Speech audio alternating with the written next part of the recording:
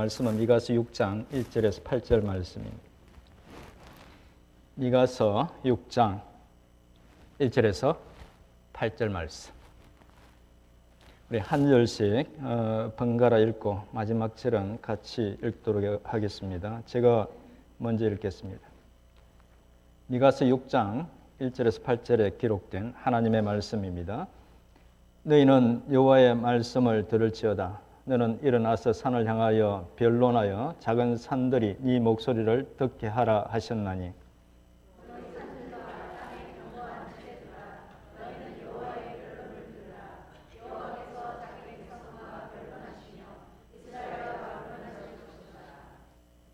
이러시기를 내 백성아 내가 무엇을 네게 행하였으며 무슨 일로 너를 괴롭게 하였느냐 너는 내게 증언하라.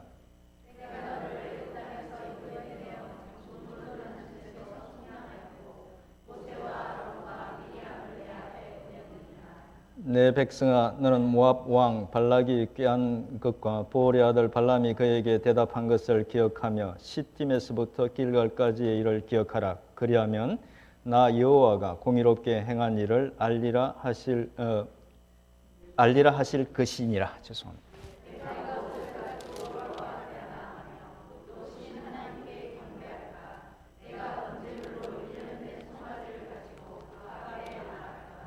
여호와께서 천천의 순양이나 만만의 강물 같은 기름을 기뻐하실까? 내 허물을 위하여 내 맏아들을 내 영혼의 죄로 말미암아 내 몸의 열매를 드릴까?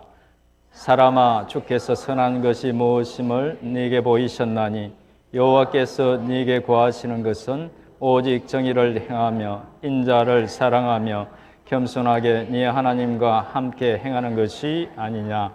아멘. 제가 잠깐 기도하겠습니다. 살아계신 하나님 아버지, 오늘도 아버지 하나님 저희를 이 귀한 예배 자리로 불러주셔서 감사합니다. 하나님 아버지, 저희들도 주의 말씀을 대합니다. 아버지 하나님, 말씀을 통해서 또 깨닫게 해주시고 깨달은 대로 살 수 있는 능력과 은혜도 겸하여 주시옵소서. 이 시간 부족한 자 홀로 두지 마시고 성령님께서 함께 하시고 도와주시옵소서. 예수님의 이름으로 기도합니다. 아멘. 오늘 말씀을 준비하다 보니까 옛날 그 선신, 돌아가신 선신 생각도 좀 나고 또 말씀꾸러기 아들도 생각이 좀 났습니다. 부친은 오래전에 제가 25살 정도 됐을 때 돌아가셨습니다. 어릴 때 부친을 이렇게 생각하면 왜 그렇게밖에 살지 못할까? 그런 생각이 들어서 원망스러운 그런 마음이 많았습니다. 삶을 좀 살고 난 지금은 어쩌면 그렇게 살 수밖에 없었던 이유가 있었을지도 모른다는 생각이 조금씩 듭니다. 나이가 들면서 부친께서 자라난 그 어렵고 불행한 시대와 환경 그런 것들 때문에 아마 그렇게 사셨을 수도 있었겠다 하는 그런 생각이 좀 들기도 하고 또 실제로 살아보니 사는 것이 그렇게 만만한 것이 아니라는 것도 그렇게 알게 되면서 조금은 그 부친의 삶을 좀 이해하는 마음을 갖게 된 것 같습니다. 요즘 들어서 그런 생각을 하고 있던 차에 이 말씀을 보면서 문득 저 자신은 우리 부친께 어떤 아들이었을까 하는 그런 생각이 좀 들었습니다. 지금 안 계시기 때문에 여러분들이 확인할 수는 없겠지만 아마 착하고 좋은 그런 아들이었겠죠. 그리고는 아들 생각이 좀 났습니다. 지금은 한국에 가서 막 군대 복무를 마치고 대학에 편입하기 위해서 준비하고 있습니다. 미국에 한 7년 정도 같이 살았는데 솔직히 말씀드리면 종종 싸웠습니다. 남들은 큰 돈을 들여서 미국 가서 공부를 하는데 좀 넉넉하지 않아서 불편하긴 했지만 그래도 미국까지 왔으면 좀 꿈을 가지고 열심히 공부해서 자기 앞날을 잘 준비하고 그래서 잘 살았으면 하는데 기대에 못 미쳐서 저는 제대로 불만이 많았고 아들은 7년 동안 살면서 친구 하나 제대로 없는 이곳에서 그야말로 학교를 다니고 그렇게 또 용돈도 벌고 하면서 굉장히 좀 힘들어서 아들은 아들대로 또 불만이 좀 많았던 것 같습니다. 그래서 자주 싸웠던 것 같습니다. 군 입대를 이제 하기 위해서 한국으로 나가기 얼마 전에 한참 싸우다가 갑자기 저 자신에게서 내가 지금 뭐 하고 있지? 그런 생각이 들어서 아들에게 이렇게 이야기했습니다. 이제 그만하자. 이제 그만하자. 어쩌면 훗날 우리가 이렇게 막 혈기를 돋우면서 싸우는 이 순간조차도 그리울 때가 있을지 모르겠다. 아마 그럴 거다. 그래서 지금 내가 하는 말들이 네 마음에 안 들지는 모르지만 그래서 아버지가 싫을지는 모르지만 지금 싸우고 있는 이 순간에도 내가 내 자신에게 물어보면 언제라도 답할 수 있는 것. 그건 나는 세상에 있는 누구보다 너를 사랑한다는 거다. 그것만 좀 알아줬으면 좋겠다. 그리고는 이제 마지막 싸움을 그렇게 마치고 얼마 안 있어서 아들은 한국 군대에 입대해서 어느새 또 제대를 했습니다. 제가 보기에는 군대가 기간이 너무 짧아져서 좀 약간 좀 불만스러웠습니다. 어쨌든 보고 싶어서 그래도 종종 전화를 합니다. 전화를 해서 통화를 하는데 이젠 제법 철이 좀 든 것 같아서 안심을 좀 하게 됩니다만은 아직은 이 아버지의 마음을 잘 이해하지 못하는 것 같아서 안타까울 때가 많습니다. 그러다가 문득 저는 그만한 나이에 부친의 마음을 얼마나 헤아렸던가 한번 생각해 봤습니다. 솔직히 그런 적이 거의 없었던 것 같습니다. 좀 죄송한 생각이 좀 들었죠. 말 안 듣는 사람이 있습니다. 자녀가 부모의 마음을 헤아리는 것은 쉽지 않은 일인 것 같습니다. 여러 가지 면에서 좀 다른 이야기이긴 하지만 미가 선지자 시대의 이스라엘 백성들도 여호와 하나님의 그 마음을 잘 헤아리지 못했던 것 같습니다. 오늘 말씀의 전반부 1절부터 5절까지의 말씀은 하나님의 마음을 잘 모르는 이스라엘 백성들에게 여호와 하나님께서 그 하소연하는 그 모습, 답답해 하시는 하나님의 마음을 잘 묘사하고 있습니다. 1, 2, 3절의 말씀은 하나님은 이스라엘 백성들에게 세상 만물 앞에서 서로 변론해 보자고 말씀하십니다. 도대체 당신께서 이스라엘 백성들에게 무엇을 잘못했는지 말해보라고 말합니다.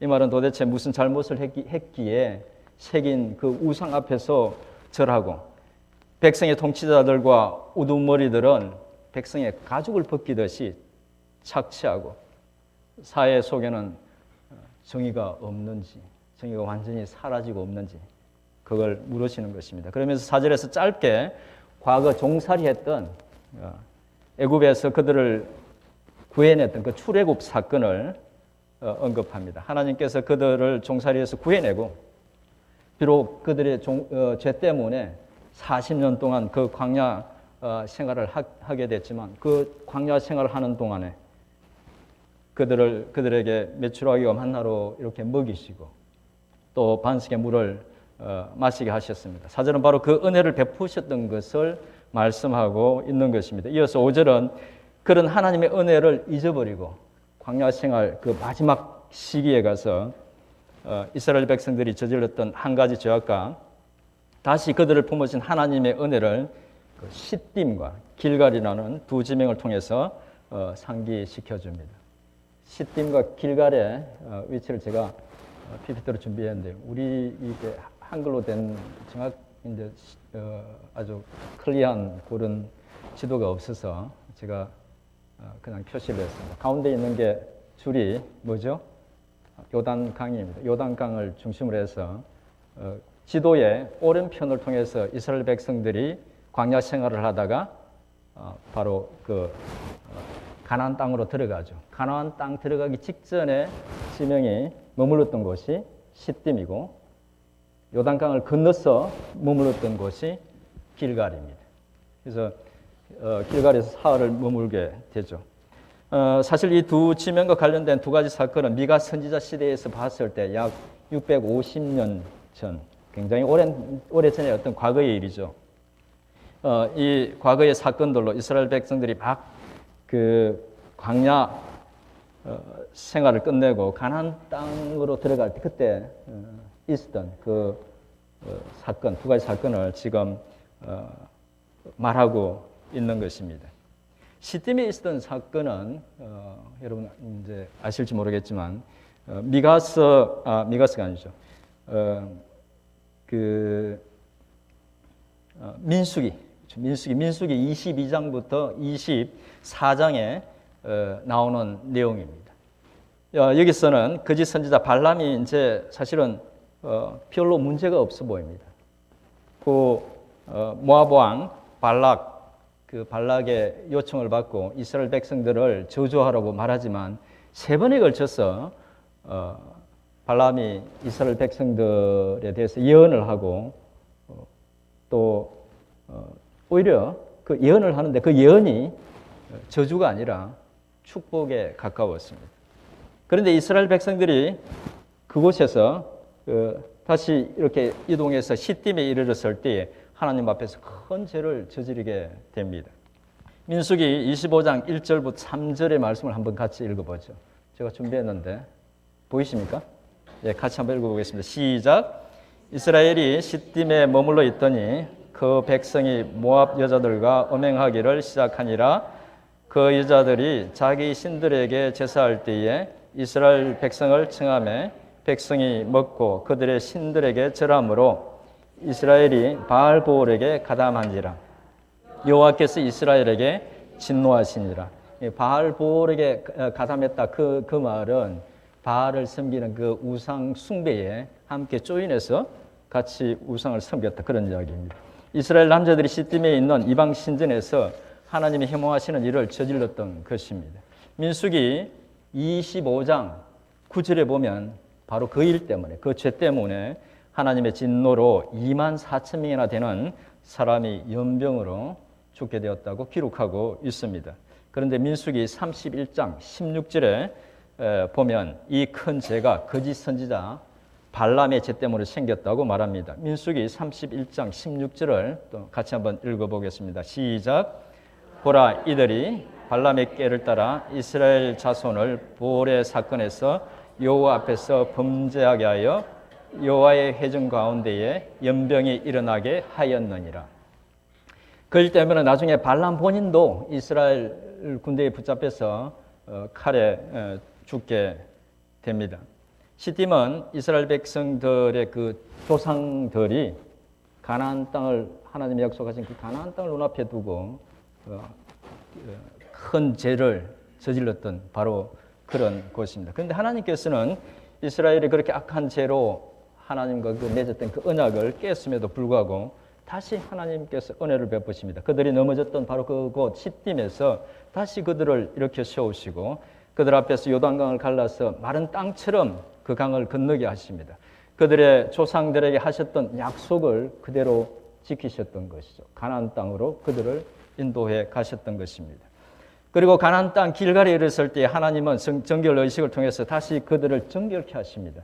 길갈은 바로 하나님께서 이스라엘 백성과의 언약적 관계를 다시 회복하신 그런 곳이었습니다. 간단하게 정리하면 5절 전반부의 말씀은 바로 그 대조적인 두 사건, 즉 거짓 선지자 발람 때문에 저질렀던 그 악한 일과 또 그럼에도 불구하고 다시 그들을 일으켜 세우신 그 두 사건을 기억하라고 말씀하고 있는 것입니다. 그리고 5절 끝의 말씀은 그 사건들을 생각하면 여호와 하나님께서 얼마나 공의롭게 행하시는 분인지를 알게 될 것이라는 겁니다. 죄악에 대해서는 반드시 갚으시는 하나님, 그런 중에도 언약을 잊지 않으시는 또 은혜 베풀기를 마다하지 않으시는 그런 하나님을 알게 될 것이라는 겁니다. 하나님께서는 이 사건을 통해서 당신이 공의롭다는 것을 알게 될 것이라고 말씀하고 계시지만 사실은 이 사건을 보면서 하나님은 공의로우실 뿐만 아니라 놀랍도록 은혜로우신 그런 분이라는 것도 우리가 알 수 있죠. 그렇게 여호와 하나님은 당신의 답답한 마음을 이렇게 호소하신 후에 이제 미가 선지자를 통해서 당신이 원하시는 것, 당신이 정말 원하시는 것이 무엇인지를 말씀하십니다.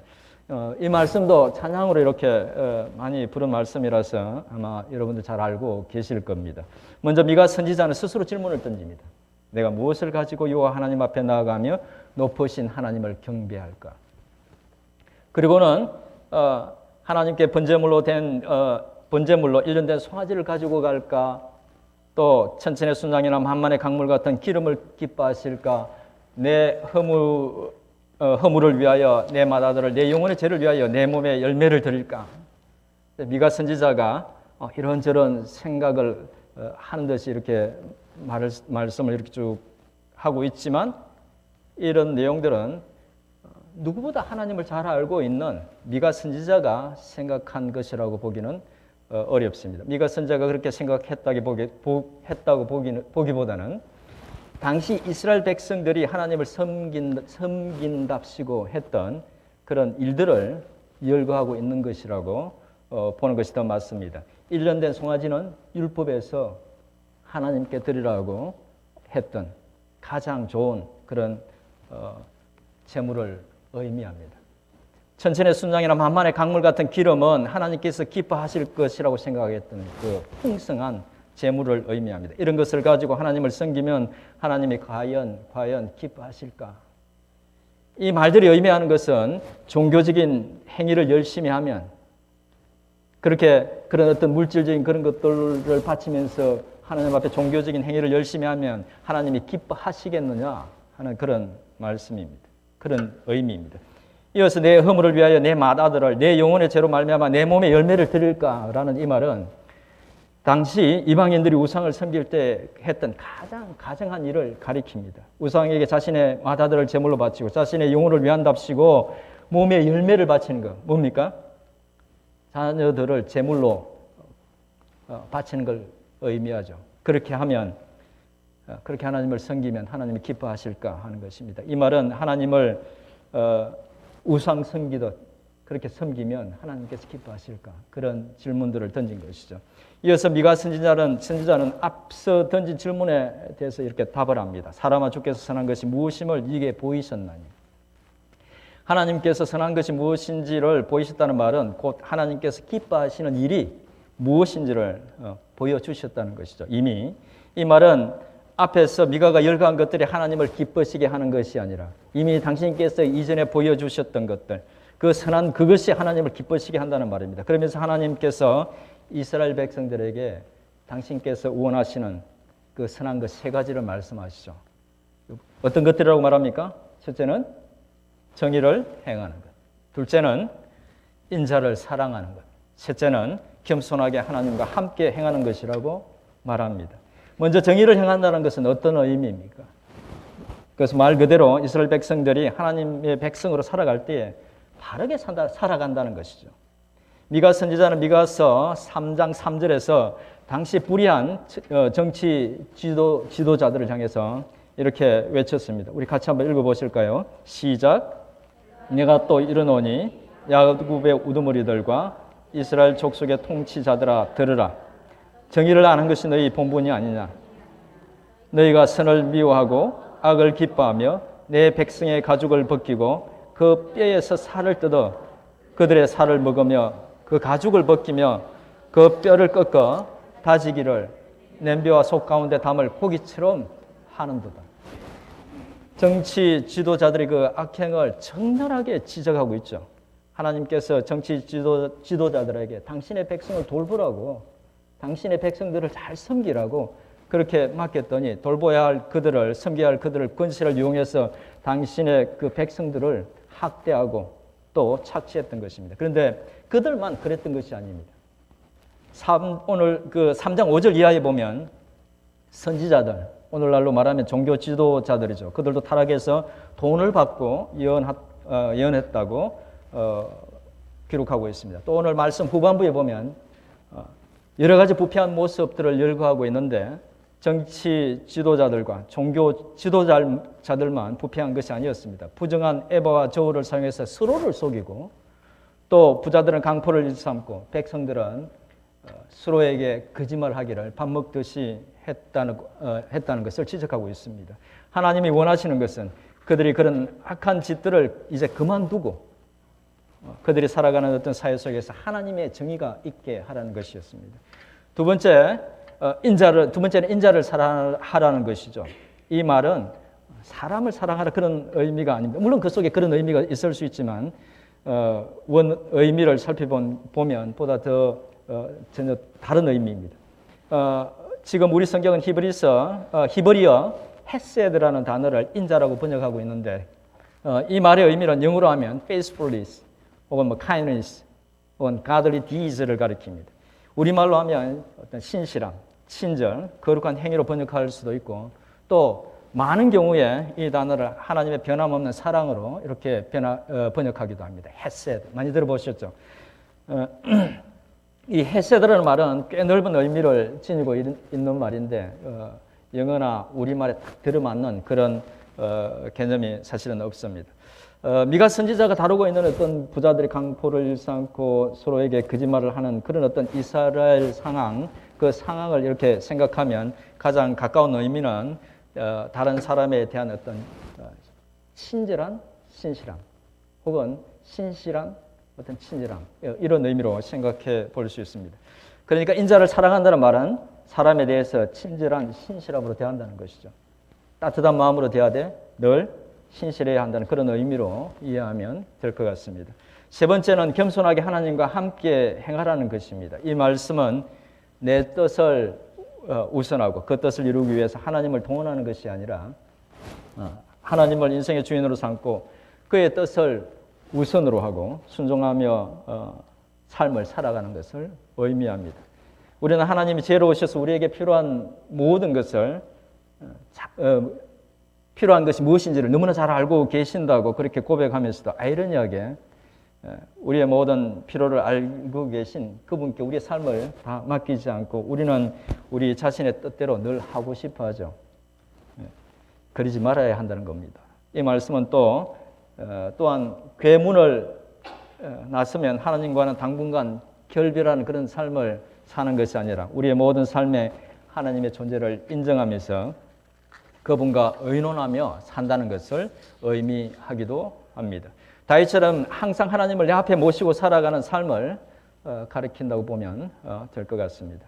정리하면 여호와 하나님께서 이스라엘 백성들에게 원하신 것은 종교적인 그런 어떤 열심으로 우상을 혹은 또 우상을 섬기듯이 하나님을 섬기는 것이 아니라 삶 속에서 정의를 행하고 또 인자를 사랑하고 겸손히 하나님과 함께 사는 것이라는 겁니다. 그런데 구속사에 비춰보면 이것은 단순히 하나님의 백성으로서 어떻게 살아야 할지를 가르쳐주는 요구하는 그런 것 이상의 의미라는 것을 알 수 있습니다. 구속사를 보면 하나님은 아브라함을 택하사 그와 언약을 맺으시고 그의 자손들을 당신의 백성으로 삼으십니다. 그리고 그들을 종이 되었던 애굽 땅에서 끌어내어서 홍해를 건너게 하시고 마침내 젖과 꿀이 흐르는 가나안 땅으로 이끄셨죠. 하나님께서 그들을 통해서 궁극적으로 계획하셨던 것은 아브라함에게 약속하셨던 것처럼 그 가나안 땅에서 당신의 백성들이 당신이 주신 그 율법과 또 법도와 율례를 쫓아서 이방 민족들과 구별되게 살아서 축복의 통로가 되기를 원하셨던 것입니다. 다시 말씀드리면 정의를 행하고 인자를 사랑하고 겸손히 하나님과 함께 행함으로써 다른 이방 민족들과 구별되게 살아서 하나님의 축복을 받고 그 축복이 세상 속으로 흘러 들어가서 그들을 통해서 세상에 하나님을 알고 하나님께로 나아옴으로써 온 세상이 복을 받기를 원하셨던 것이죠. 그들의 그런 구별된 삶을 축복의 근거로 삼아서 당신의 계획을 펼치시기를 원하셨다는 겁니다. 그런 구별된 삶을 원하셨고 또 중시하셨다는 것이죠. 그러면 그런 구별된 삶을 다른 말로 하면 뭐가 됩니까? 그렇죠. 거룩입니다. 정의를 행하고 인자를 사랑하며 겸손히 하나님과 행한다는 것이 성경이 말하는 거룩이라는 것입니다.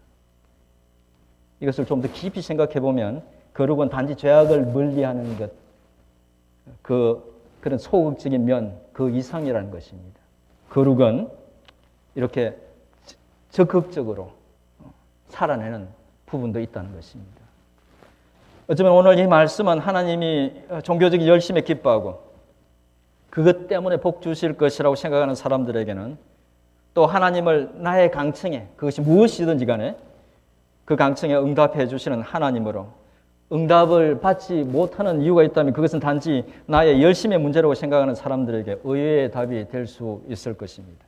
그러나 이 말씀은 분명 하나님께서 미가를 통해서 우리에게 주신 말씀입니다. 세상 속에서 반듯하게 사는 것, 사람들에게 신실함을 보여주는 것, 하나님 뜻에 순종하며 하나님과 함께 살아가는 것, 그런 것이 진정한 영적인 삶이고 또 그런 삶을 삶으로써 믿지 않는 사람들과 구별되는 것, 곧 그것이 성경이 말하는 거룩한 것이라는 겁니다.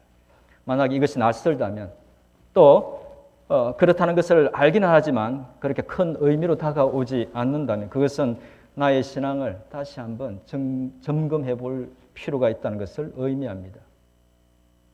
그것은 또한 하나님을 내가 제대로 알고 있지 못하다는 그런 것을 의미할 수도 있습니다. 그런데 안타깝게도 미가 선지자의 이 말씀을 이스라엘 백성들이 끝내는 이해하지 못했던 것 같습니다. 미가 선지자가 예언했던 것처럼 이후 북이스라엘은 아수르에게, 남유다는 바벨론에게 멸망당하고 그들은 포로로 끌려갑니다. 그 후에 하나님의 징계가 끝나서 자신의 땅으로 되돌아왔을 때 그들은 어땠습니까? 마지막 선지자가 기록한 말라기에 보면 이스라엘 백성들이 그런 죄에서 결국 돌이키지 못했다는 것을 알 수 있습니다. 말라기 1장 10절은 이렇게 기록하고 있습니다. 여러 그런 말씀들이 있는데 한 말씀을 골라봤습니다. 함께 읽어보겠습니다. 시작. 만군의 여호와가 이르노라. 너희가 내 제단 위에 헛되이 불사르지 못하게 하기 위하여 너희 중에 성전 문을 닫을 자가 있었으면 좋겠도다. 내가 너희를 기뻐하지 아니하며 너희가 손으로 드리는 것을 받지도 아니하리라. 이 말씀은 하나님 아버지의 그 마음을 끝내 헤아리지 못한 그 이스라엘 백성들에 대한 구약의 마지막 말씀 중에 하나입니다. 그리고는 하나님은 거의 400년 동안 침묵하십니다. 그리고 나서 400년이 지난 후 그 긴 침묵을 깨고 우리 주 예수 그리스도께서 오십니다. 마침내 그가 오셔서 이스라엘 백성들이 헤아리지 못한 그 하나님의 마음 헤아리고 순종하지 못했던 그 미가 선지자의 말씀을 당신의 삶을 통해서 그대로 이루십니다. 그는 종교 지도자들과 정치 지도자들이 흐트린 그 사회 정의를 어떻게 실현하는지를 몸소 보여주셨고 가난하고 소외된 자들을 찾아가서 햇세대의 사랑을 보여주셨습니다. 짧은 생애 동안 하나님과 동행하면서 그 뜻에 온전히 순종하며 사는 모습을 보여주셨습니다. 하나님 아버지의 마음을 헤아리고 당신이 기뻐하시는 삶을 살아내셨던 것이죠. 이제 말씀을 정리하겠습니다. 오늘 말씀 미가 선지자를 통해서 여호와 하나님께서 당신의 마음을 헤아리지 못하는 그 이스라엘 백성들 때문에 답답해하는 그 마음을 토로하시면서 그들에게 여호와 하나님께서 진정으로 원하는 것이 무엇인지를 알려주십니다. 그것은 그들의 종교적 행위로만 하나님을 섬길 것이 아니라 마치 우상 섬기듯이 하나님을 섬길 것이 아니라 그러면서 삶은 부정과 부패가 얼룩진 그런 삶을 살 것이 아니라 그러면서 마음껏 자기 욕심을 부리면서 살 것이 아니라 하나님께서 기뻐하시는 그 정의를 행하고 인자를 사랑하며 겸손히 하나님과 행하는 것이라고 말씀합니다. 이 말씀은 오늘 살아가는 우리에게도 여전히 하나님께서 요구하고 계신 그런 말씀입니다. 비록 연약한 우리가 가기에는 벅찬 길이지만 먼저 그 길을 가신 우리 주님을 생각하면서 바라보면서 우리 하늘 아버지께서 원하시는 그 길을 감으로 하나님을 기쁘게 해드리는 우리 모두의 삶이 될 수 있기를 주님의 이름으로 축원드립니다. 제가 기도하겠습니다.